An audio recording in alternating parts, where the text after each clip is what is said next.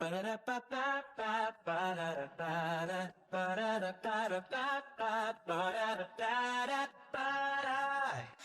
it up, don't crash today.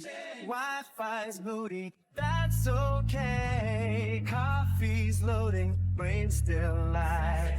Cali's locked in, Techie's tagged. We're logging in with Kali and Techie. Kali bringing culture. Techie talks Techie. Stories, culture, updates too. It's logging in, brought to you. System ready, slightly unstable. You're logging in for a vault, boredom not found. You're logging in, best show around.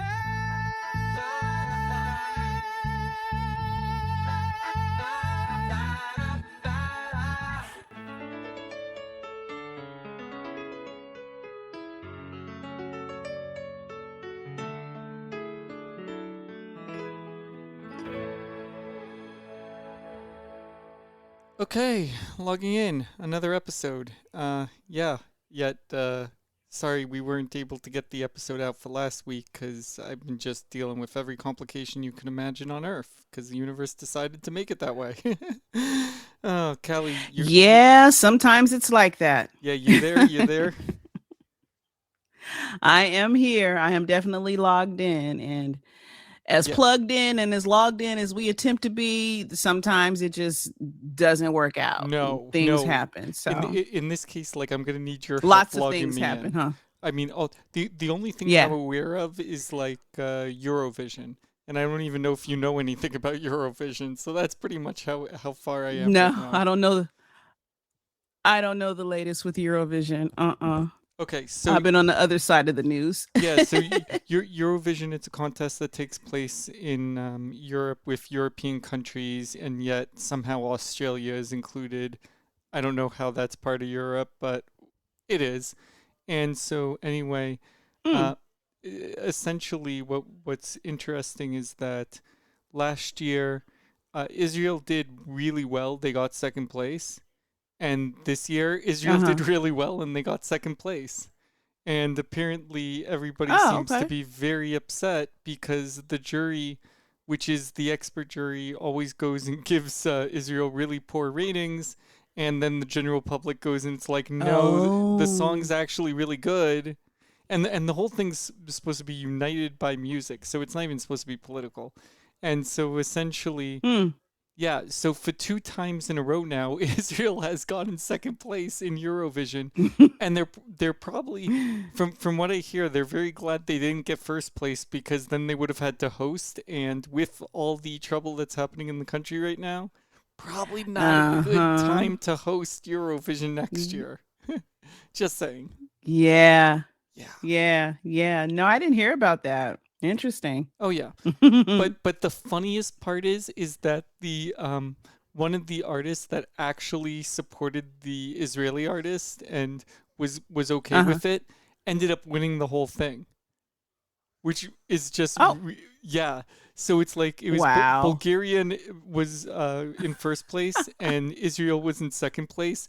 And what was really interesting about the entry from Bulgaria was, I hope I'm pronouncing it right, that it's Bulgaria. But what was really interesting is that essentially the original music video that they came out with, everybody thought was awful. And they thought there was absolutely no chance.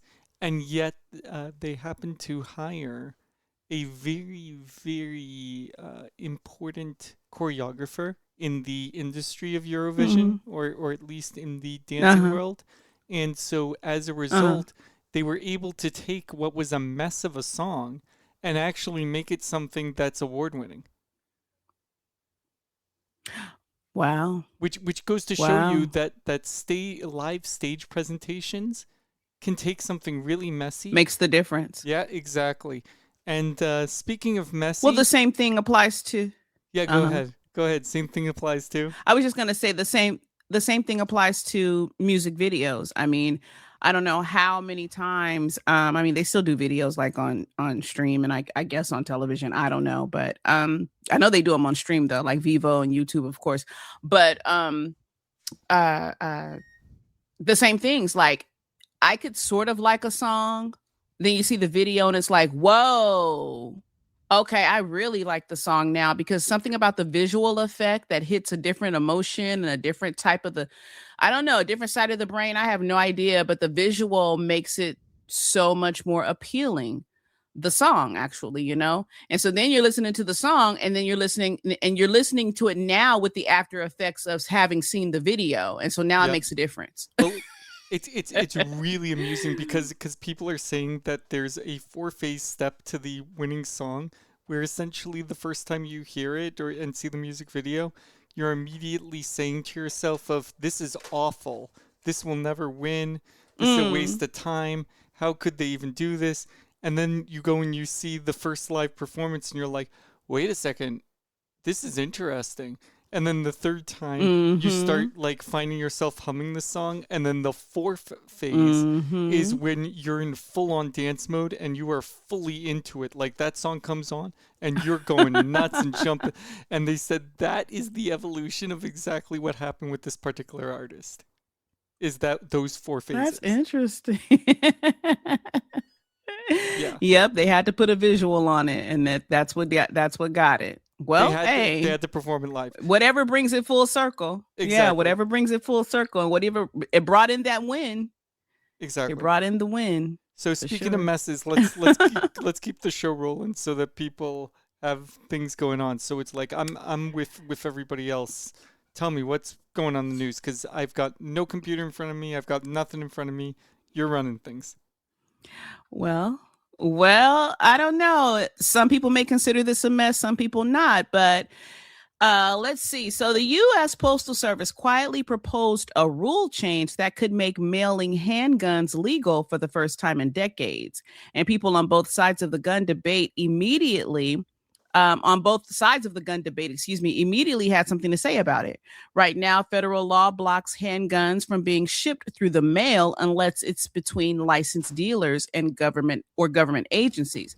But under this proposed rule, regular gun owners could potentially mail handguns within the same state without going through a dealer. This change came after the Department of Justice argued that the current ban may violate the Second Amendment. Interesting. If approved, the Postal Service would actually become the most flexible shipping option for firearms in the country. That's because companies like FedEx and UPS already restrict gun shipments to licensed dealers only, while DHL doesn't allow firearms at all. Now, critics, though, they said the proposal could create new loopholes around background checks and make stolen firearms harder to trace if packages go missing. Okay, supporters argued it simply gives lawful gun owners the same shipping freedoms already allowed for rifles and shotguns. This rule would still require tracking numbers, signatures, and unmarked packaging, but opponents said porch thefts, and delivery mistakes already happen enough without handguns entering the mix. Okay, so this debate isn't just about guns. It's whether your mail carrier accidentally becomes part of the firearm supply chain. That's terrible. Who wrote this movie That's script? terrible. Who wrote it? Who wrote it? And can we go in and like give them some notes because I don't think the movie's gonna sell very well because it's just not too believable. What? Oh my goodness. I mean, I literally just got my neighbor's package twice from the same company over the last 2 days. And she comes, she's like, "Hi, it's me again. My package got delivered. Yeah, I have it right here." But everybody, they don't get packages and, try to get them to the rightful owner. Some people are like, "Man, whatever, it got lost. I'm not trying to find whoever it belongs to." They opened the package and there you go. I had 2 vacuum cleaners that I ordered and they got delivered to somebody's house, but it wasn't to mine's. Right. So I'm just saying, like, these things happen and you get these things in the wrong hand, or like they said, porch pirates. Oh my gosh. No, I mean they were already upset Imagine at the a idea Porsche of pirate. people 3D printing these guns and sending the various parts in the mail, which they couldn't even trace anyway. But like this just takes it to Yeah. a whole nother level. This is Send crazy. I mean, imagine a Porsche pirate, right? Taking a package and Yeah. then finding out it's a handgun. They're just going to use it on their next escapade. Like, Yeah. oh, I got a handgun? You can Already- you can they send probably you already can got send the a knife in bullets. the mail though, right? I don't know. I think you can. I've never ordered. I don't know. I mean, I've ordered silverware before. Yeah, Oh, no, well, I've yeah, received. but I mean, I've you received. know, I've received hunting kitchen- knives and stuff. No, Maybe. well, I didn't say hunting knives. I've said I've received kitchen knives. Like a butter knife. Yeah, Yeah. kitchen knives. Yeah. Yeah, I've but received sharp handguns knives. in this day and age. No, but I'm saying that's I as don't dangerous as know. anything else or whatever. Being able to go into to chop with Yeah. that because it's like I've ordered and I've received knives in the mail. It's Yeah, but I think the issue is we hear about more gun violence than we do stabbings. No, I get it. I'm just saying. I mean, I'm not lessening, I'm not lessening the danger. It's just that, whoa, you get in the wrong hands, children, teenagers, whatever, like it's just, It's a problem. I don't know. And then It sounds trying like a to problem. track them. Oh my gosh. Okay, next Yeah. story. Let's move on. Next story. Let's. Yeah. I don't think I like that one. Coming through the U.S. Postal Service, I don't know if I like that one. I don't know. But, the UK, though, is creating a smoke-free generation. The United Kingdom moved one step closer to something that honestly sounds futuristic, banning an entire generation from ever legally buying cigarettes. Under a new law expected to take effect soon, anyone born in 2009 or later would never be allowed to purchase tobacco products, even once they become adults. So basically, if you turned 18 this year in the UK, you might be a part of the last legal cigarette buying generation. British lawmakers said the goal is to create a smoke-free generation by slowly phasing tobacco out over time instead of banning it all at once. The law also cracks down on vaping. Questions. Okay. Yeah. At some point or whatever, there's going to be a case where the only ones left with this particular law are going to be people in their like 80s and 90s. So essentially, once you've got like the last person that's maybe like 110 or something like that, and if they're actually into smoking, does that mean that they are going to be like everyone's going to be catering to their smoking? Like, how does that even work?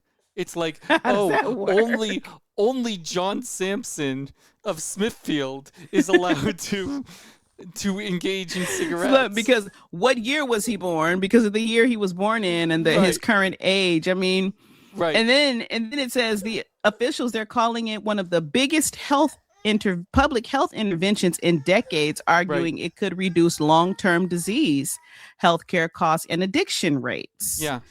I don't know. But then critics, though, they question whether the generational bans actually will work or whether it's just simply pushing products underground. But the UK seems committed to the idea. Of course it's pushing underground. We all know that. That was the first thing that was going through my head is like whoever that 110-year-old is going to be making a big profit because they're going to be like saying, wait a second, this guy is going and buying 120 packs a day. Legally. Lordy me. Yeah. Yeah. And then there's an investigation of like, are you actually smoking 120 packs a day? And he's like, I don't care. I'm about to die anyway, so... Right. And then I have the legal right to buy them, and only me. Only me. I'm the only one that has legal right to buy them. Because that's start making a little profit on the side and trying to sell them to people. You know that's come on. That's I don't know. Okay, let's move on to the next thing then. Yeah, talking about social media. Okay, so social media may be making adults lonelier. A new study suggested that social media according to a new study suggesting that social media may not be helping adult friendships nearly as much as people think. And in some cases, it might actually be making loneliness worse. Researchers surveyed more than 1,500 adults between ages 30 and 70 and found that people with more online only connections, meaning people that never actually met in person, reported feeling lonelier overall. And surprisingly, even staying connected to close friends online didn't necessarily reduce loneliness either. Researchers said digital interaction just doesn't seem to replace face-to-face connections the same way people hoped that it would. Um, One public health professor compared social media friendships to eating apple flavored cereal instead of the real apple. Oh, Interesting. It may fill the space temporarily, but it's not giving you the full thing your brain actually needs. Interesting. It says the timing matters because loneliness has already been labeled a public health issue in the US, with studies linking chronic social isolation to anxiety, depression, and even physical health risks. They just say that it's not a real world interaction, which seems to still matter most. Right. So, we can see people get engaged, we can see them go on vacation, we can see them go out to dinner, but that's not giving the fulfillment of an actual connection. You know what I mean?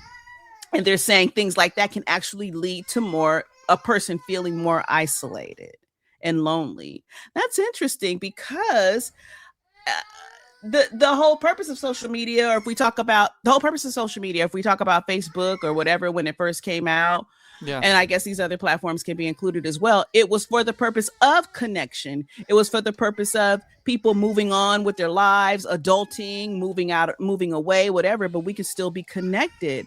But it's actually having the opposite effect. So let's even take the definition of what a Facebook was at the time, because people don't even realize it, but a Facebook was the method that in university or in college, you would be able to know what everybody else's face looked like in the freshman class. So that way then you could identify who's on campus and figure out who you wanted to dorm up with.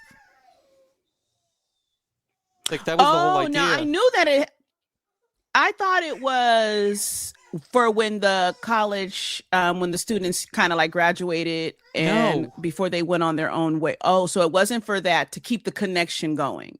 Oh, well, no, wow. it's that you just graduated from high school. You're going to this whole brand new thing. You know nobody.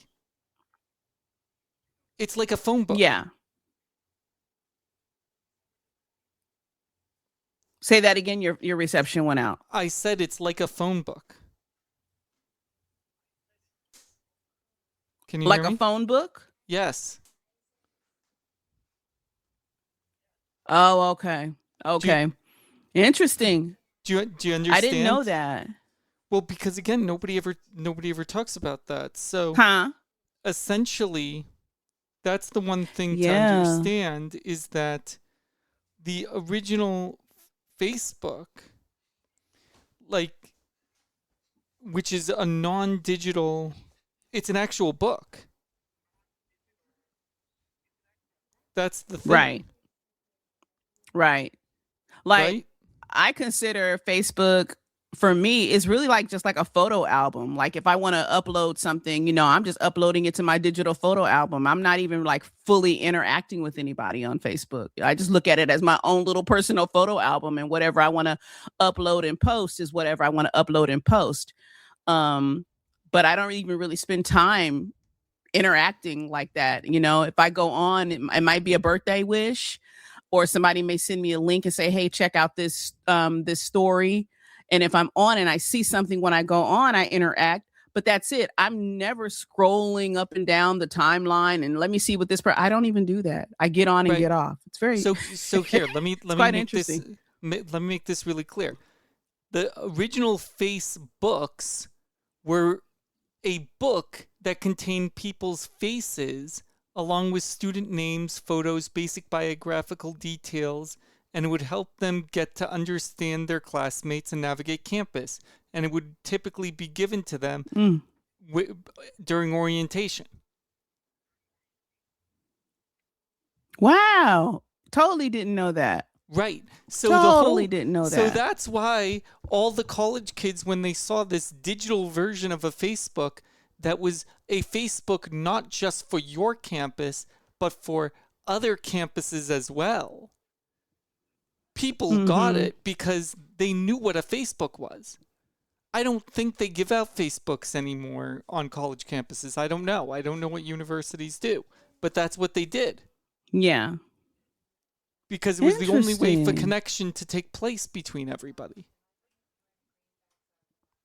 If that makes Huh. any sense. Yeah. Yeah. Yeah. So they're further saying that this explains then why some group chats have been active for like 8 years and nobody has actually even hung out. Everybody's just, just chatting in the group chat. So I guess the physical face to face, I would imagine, yeah, it does make a difference. I know somebody that said that, they have a friend that lives like up the street and around the corner, and they have movie night like online, like, and it's like, no, I'm gonna come over to your house and sit on the couch and we Right. actually watch the movie. Like, we need to get back to that, Right. So Yeah. No, it's definitely. interesting. Definitely. All right, let's go with another story then, if you have one. Yeah, let's look at this last one about Americans. You're already laughing. Which Americans, well, it's just that more Americans are considering leaving the U.S. We've heard this before. We've heard this before. But we know this. It's coming up again. I guess it's increasing. The number is increasing. So it says a growing number of Americans are seriously considering leaving the country, and some reports say the trend may be reaching levels not seen in generations. Right. According to migration analysts and polling data, more U.S. residents have been relocating abroad due to rising living costs, political division, remote work opportunities, and just plain frustration over affordability. That's probably why it's coming up again. Yeah. Living costs, political division, and the frustration over affordability. Right. Nobody sees any reason to stay around anymore. They're like, that's it. We're done. We can't take it. Yeah. They're trying to get their citizenship in other countries. Yep. Get land over there, get a place over there, live there 3 years, you become a citizen. Right. One poll found that nearly 1 in 5 Americans said they'd like to live permanently overseas, roughly double the number from a decade ago. There you go. Okay. Countries are offering digital nomad visas and foreign residency programs. They made the transition easier for remote workers, retirees, and families looking to lower costs. A lot of people cannot afford to retire in the U.S., especially depending on where you live. No, I know definitely. A lot of people that worked for, major corporations for 30 plus years. And when they retired, they said, I'm not retiring in California. Oh, absolutely not. You're going to eat up all of my retirement. I'm out of here. Yeah. No, I'm just going to end this. I'm going to just end this segment with like something, because FIFA's having their whole like World Cup, at least in our area. And the funny thing is, it's like you're seeing on the local news, everybody's so frustrated because they're trying to do events and they're trying to figure out ways to go and to interact with the World Cup, but the World Cup just won't let them. And then you've got all these problems that are happening because the infrastructure is not really there. And then you have international people threatening to go into walk everywhere, but the areas that these events are happening in the U.S. aren't even walkable. And as a result, you've got this whole trending thing with the world basically calling the U.S. a third world country. And saying, why is the World Cup being in a third world country? This is crazy. They should never use third world countries again. That's crazy. Yeah. That's crazy. Yeah. Because I have seen, references and things, of people referring to the U.S. saying it's becoming a third world country. But, more and more, it's seeming like it. It's seeming so. It's demonstrating, that like you're about to host the World Cup. You're not able to put it on properly. Everyone's saying you're a third world country. That's crazy. Yeah. Yeah. No. That I don't want to say, I don't know if embarrassing is the right word. Secondhand, I don't know, but What's the word that I want to use? Dang it, what is the word that I want to use? I have no It's idea. not a good word. Discouraging. It's discouraging Well, when I it think about the shows you. future. It shows you Like, exactly with that story that you mentioned. It goes right with that. That's why everybody's looking at the idea of moving, because if US is becoming a third world country, why would you want to be here? You want to get out before that becomes a problem. Yeah. Yeah. Yeah. Yeah. We'll probably be hearing more about this, as as the world turns and things Mm, continue on. If they continue on, won't be surprised if the numbers continue to increase. yeah. Yep, they said right Meanwhile, now, the stock market's going up and it's everything is going Mexico up. That's what I'm saying. stock stock market, and what else is I just the going up? economy for those people who are in the wealthy segment, it's just going up for them, so they don't Oh see yeah, this.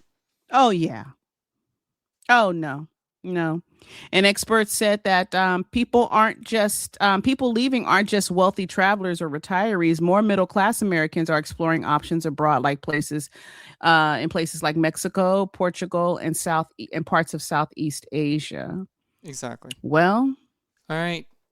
Let's yeah, end it on yeah. that really positive note.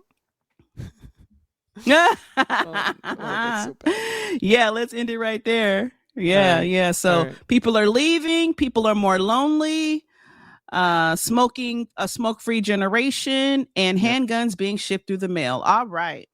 Perfect. All right. Logging out. See you next week. Logging out. See you next week. Okay. Bye. Bye.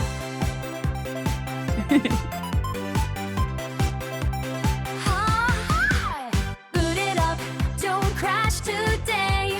Wi-Fi's moody, that's okay. Coffee's loading, brain still lagged. Kali's logged in, Techie's tagged. We're logging in with Kali and Techie. Kali bringing culture, Techie talks, Techie stories, culture updates too. It's logging in, brought to you. System ready, slightly unstable. You're logging in 404, boredom not found. You're logging in, best show around.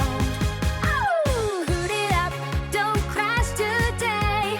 Wi-Fi's moody, that's okay.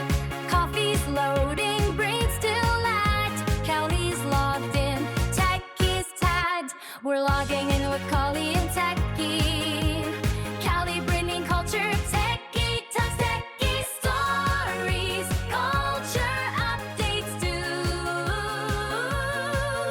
It's logging in, brought to you. System ready, slightly unstable. You're logging in 404, boredom not found.